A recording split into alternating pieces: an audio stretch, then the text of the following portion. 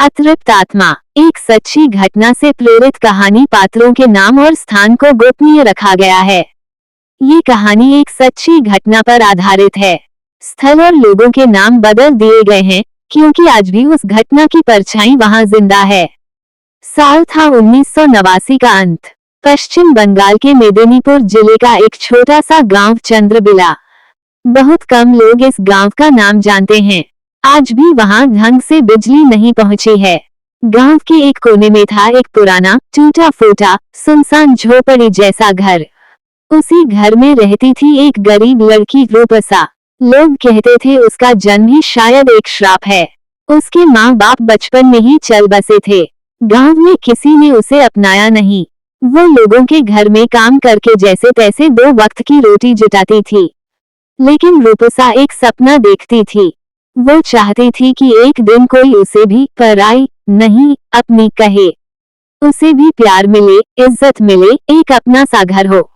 लेकिन एक रात ने सब कुछ छीन लिया। गांव के जमींदार का बेटा अरिंदम, घमंडी, ताकतवर और मीठे शब्दों का जाल बुनने वाला। वो हर रोज रूपसा से कहता, तू मेरी पत्नी बनेगी, मैं तुझे शहर ले जाऊंगा, किसी की मत सुनना, मैं तेरा अपना हूँ। रूपसा ने पहली बार किसी के शब्दों में भरोसा किया था, पर अरिंदम का इरादा कुछ और ही था। एक शाम वो उसे गांव के पास वाले जंगल में बुलाता है। कहता है, तेरे लिए एक सरप्राइज है आज। उस रात रूपसा के साथ जो हुआ, उसकी चीखें आज भी कई लोगों की नींद में सुनाई देती हैं। अरिंदम ने उसके साथ बलात्कार किया और उसे लहूलुहान हालत में जंगल में छोड़ गया। सुबह जब वह रोती हुई, खून से सनी हुई वापस गांव आई, तो किसी ने उसे सहारा नहीं दिया, बल्कि पंचायत में फैसला सुनाया, ये लड़की अपशगुनी है, इसे गांव से निकाल दो। उसी रात रूपसा ने अपने ही झोपड़ी में खुद को आग लगा ली। लेकिन कहानी यहीं खत्म नहीं हुई।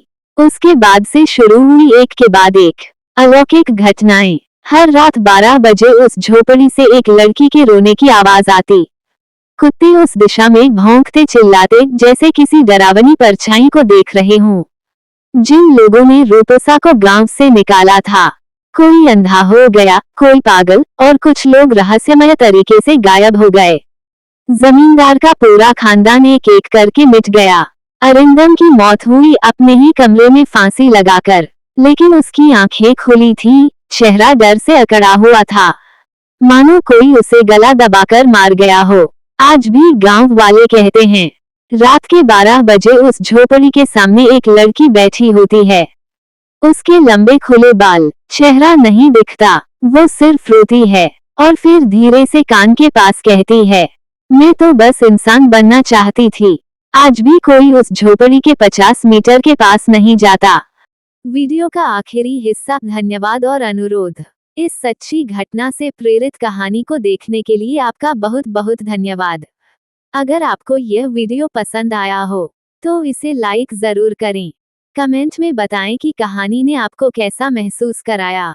और ऐसे ही रहस्यमयी और सच्ची घटनाओं पर आधारित कहानियां देखने के लिए हमारे चैनल को सब्सक्राइब करना न भूलें।